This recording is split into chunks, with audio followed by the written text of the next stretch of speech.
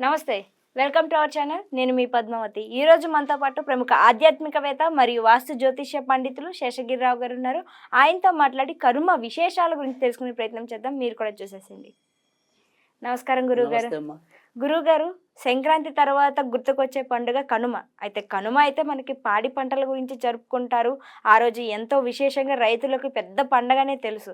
అయితే దాంతో పాటుగా 2 తెలుగు రాష్ట్రాల్లోని కొన్ని ఏరియాస్‌లో ఏటలేసుకోవడం ఉంటుంది. ఆ రోజు కొంచెం ముక్క అనేది కూడా తింటూ ఉంటారు. రైట్. అయితే అసలు కనుమ రోజు ప్రత్యేకంగా ఎవరిని పూజించాలి? మరి ఎవరిని పూజించడం వల్ల ఈ సంవత్సరం అంతా కూడా కొంచెం సంతోషంగా పాడి పంటలతో ప్రతి ఒక్కరు కూడా ఉండగలుగుతారంటారు?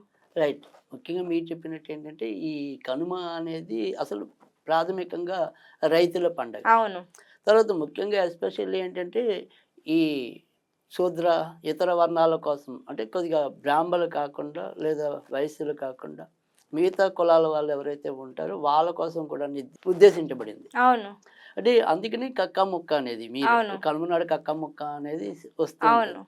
అయితే నిజానికి ఏంటంటే ఇక్కడ కక్క ముక్క తింటాం కానీ ఇంకేదైనా కానీ అది ఎవరి వారి యొక్క వర్ణ ధర్మం బట్టి ఉంటుంది తప్ప దాన్ని మనం ఆక్షేపించాం. హ్మ్.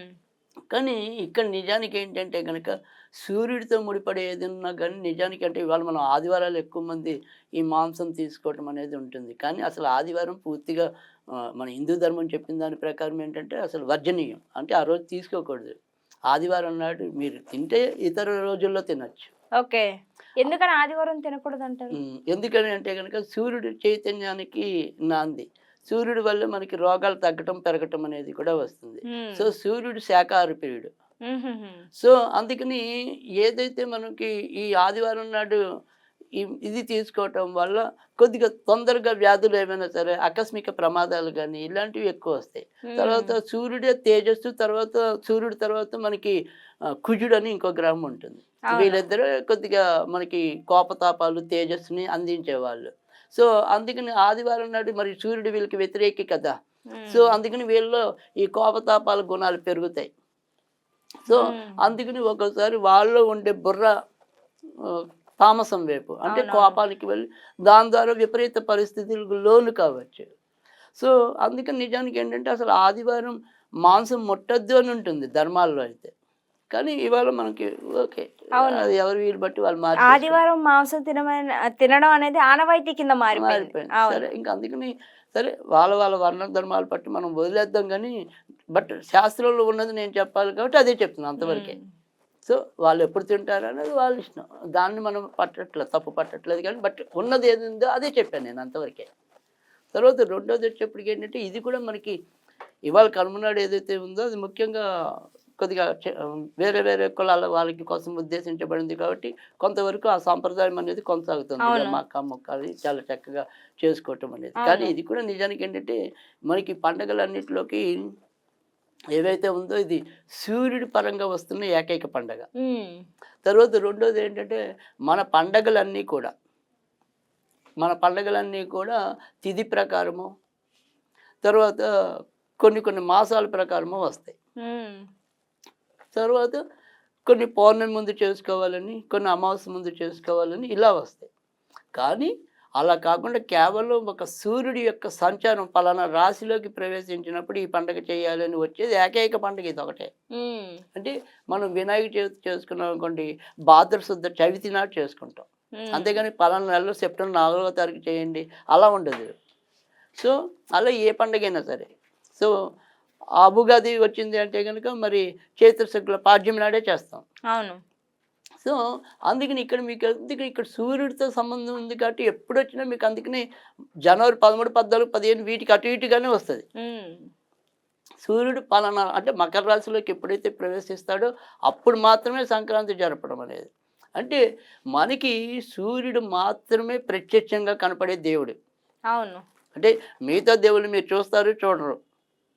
సో, లేరు అనుకుంటే లేరు, ఉన్నారనుకుంటే ఉన్నారు. హ్మ్. కానీ సూర్యుడు లేరంటే మీరు ఒప్పుకోవాలిగా, ఉన్నాడుగా కంటికి ఎదురకుండానే కనపడుతున్నాడుగా. సో, అందుకని కంటికి కనపడే దేవుడు ఎవడు అంటే గనక సూర్యుడే. సో, ఆ సూర్యుడి యొక్క గమనం బావుంటేనే కర్షకులు బావుంటారు. హ్మ్. సో, కర్షకులు బావుంటేనే మనందరం బావుంటాం. కనుక ఇక్కడ ఏదైనా అందుకని మనకి ప్రకృతిలో ఏవైతే మనంటికి సహాయం చేస్తున్నాయో వాటన్నిటికీ కూడా ఎప్పుడో అప్పుడు కృతజ్ఞత చెల్లించుకోవటం అనేది మన యొక్క పండగల సారాంశం హిందూ ధర్మంలో. అందుకని ఇక్కడ కర్షకుడిని గౌరవించడంతో పాటు కర్షకత్వానికి అంటే మనం ఏదైనా సరే ఫలాలు పొందడానికి వాటన్నిటికీ ఉపయోగపడే పశు సంపద ఏదైతే ఉందో వాటిని కూడా మనం గౌరవించడం. అందుకే గంగిరెద్దుల రూపంలో వాళ్ళు వచ్చి మన దగ్గర అంటే ఇప్పుడు ఉత్తి రోజుల్లో కూడా వచ్చి వాళ్ళు యాచించుతున్నారు, అది వేరే విషయం. కానీ పాత రోజుల్లో ఈ గంగిరెద్దులు కానీ హరిదాసులు కానీ జంగమ దేవర్లు కానీ ఇలాంటి వీళ్ళందరూ కూడా మనకి ఈ సంక్రాంతి రోజుల్లోనే కనపడేవాళ్ళు.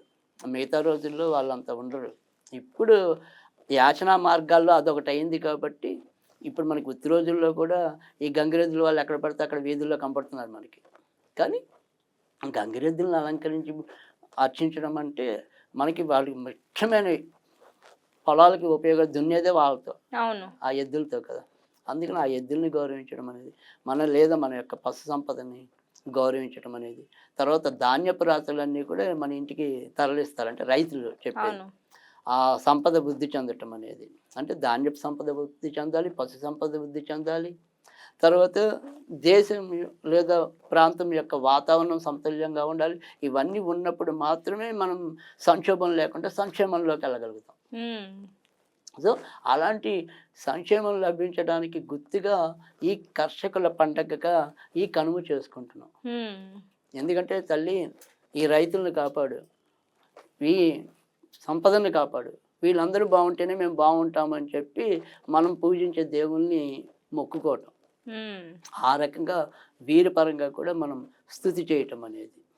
కనుక ఆ రకంగా మనం ఈ కర్షకుల పండుగ కనుమకి చాలా ప్రాధాన్యత అనేది ఉంది. సో భోగి నాడు నుంచి కనుమ నాడు 3 రోజులు కూడా మనకి చాలా ప్రాధాన్యత అనేది ఉంటాయి. భోగి రోజు నాడే బొమ్మల కొలువు పెట్టి కనుమ నాటితో ముగించడం అనేది ఉంటుంది. అవును. తర్వాత అదే భోగి నుంచి 3 రోజులు కూడా ఈ గొబ్బెమ్మలు పెట్టి కనుమ ఉంటాయి. అది భోగి రోజు. అవును. అయితే ఈ ఏమంటాం గొబ్బెమ్మలు కూడా ఉంటాయి. ఈ గొబ్బెమ్మలు కూడా కనుమ రోజు దాకా పెడతారు. అవును. కనుమ రోజు తర్వాత ఆపేసి అప్పుడు ఏవైతే ఉన్నాయి కదా, అంతకైతే మనం ప్రతిరోజు ధనుర్మాసం నుంచి, అంటే ఇప్పుడు మనకి పట్టణాల్లో వాళ్ళకి అంత తెలియదు కానీ ఈ గ్రామీణ ప్రాంతాల్లో ఏం చేస్తారంటే ధనుర్మాసం నుంచి ఈ గొబ్బెమ్మలు ప్రతిరోజు పెడతారు. ఏ రోజుకి ఆ రోజు తీసేసాక వాటిని గోడలకి పిడకలుగా వేస్తారు. ఈ పిడకలుగా వేసినవి ఏవైతే పిడకలు ఉన్నాయో రథసప్తమి వస్తుంది కదా, మరి నెక్స్ట్ నాలుగులో ఫిబ్రవరిలో వస్తుంది ఇంచుమించుగా. ఆ సప్తమి నాడు వచ్చే రథసప్తమి నాడు ఈ యొక్క పిడకల మీద ఈ పరవాన్నాన్ని వండి సూర్యుడికి నివేదన చేస్తారు. అప్పుడు మన ఆరోగ్యం బాగుంటుంది అని చెప్పి. కనుక ఆ రకంగా ఈ కనుమ పండుగ రోజు కర్షకుల యొక్క సంక్షేమాన్ని మనం కోరుకోవటం అనేది ముఖ్యం. కనుక ఇక్కడ మనం ఏం చేయాలంటే సరే ఎవరికి తెలిసినవి పైగా రైతులు వాళ్ళ పద్ధతులు వాళ్ళకు ఉంటాయి. కానీ నేను చెప్పేది ఏంటంటే కనుక ఏదైనా సరే దేశంలో ఇలా అవాంఛనీయ సంఘటనలు జరగకుండా, అంటే ఉన్నటువంటి విపరీతమైన వరదలు లేదా అకాల వర్షాలు ఇలాంటివి ఏవైతే మనకు ప్రకృతికి ఇబ్బంది పెడుతూ ఉంటాయో లేదా మన యొక్క సంక్షేమానికి ఇబ్బంది పెడుతూ ఉంటాయో వాటన్నిటిని గుర్తు పెట్టుకుని ఇప్పుడు మనం ఏదైనా సరే చేసే క్రియ ఏదైతే ఉంటుందో ఆ క్రియ ఏంటి అంటే కనుక మొదట అసలు ఈ పండగ రోజు ఎవరికైనా సరే గుమ్మడికాయ దానం ఇవ్వటం అనేది అసలు ప్రధానమైనది. ఓకే. సో ఈ 3 రోజుల్లో కూడా కొంతమంది గుమ్మడికాయ దానం చేయటం అనేది ఉంటుంది. సో గుమ్మడికాయ దానం ఇవ్వటం వల్ల కూడా మంచి జరుగుతుంది. మీకు చేతనైనంత వరకు ఏదైనా సరే దగ్గరలో ఏదైనా పూజారి ఉన్నారు, లేదు ఇంకెవరైనా తీసుకునే వాళ్ళు ఉన్నారు, వాళ్ళకి మొట్టమొదటిగా మనం ఇవ్వాల్సింది గుమ్మడికాయ. సో అది ఫస్ట్. ఇది ఎవరి శక్తి కొద్దీ వాళ్ళు ఆచరించండి. అలా తర్వాత రెండోది ఈ రైతులు బాగుండడం కోసం మనం ఏం చేయాలి అంటే కనుక కొద్దిగా నెలకు ఒక సోమవారం అయినా సరే ఈ అన్నపరవాన్నం వండి లక్ష్మీదేవికి నివేదన చేయండి. సో దానివల్ల కూడా మనకి ధనధాన్యాలు వృద్ధి చెంది, అంటే మన ఇంట్లో సంపదతో పాటు మన విశ్వ సంపద అంతా కూడా ఇబ్బంది లేకుండా పట్టడం అనేది ఉంటుంది. కానీ అలా సోమవారం అంతా చేస్తూ ఉంటే మంచిది.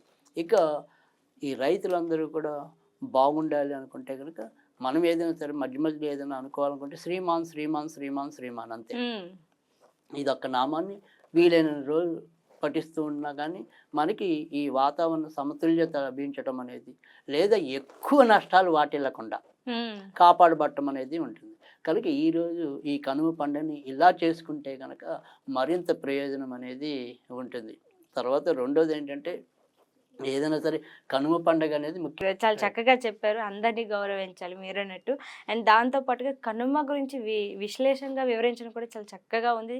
దాంతో పాటు చెప్పిన మంత్రం ఏదైతే ఉందో నిజంగా అది చాలా చక్కటి మంత్రాన్ని కూడా అందించారు మా అందరి కోసం. నిజంగా ధన్యవాదాలు గురువుగారు మా అందరి తరపున.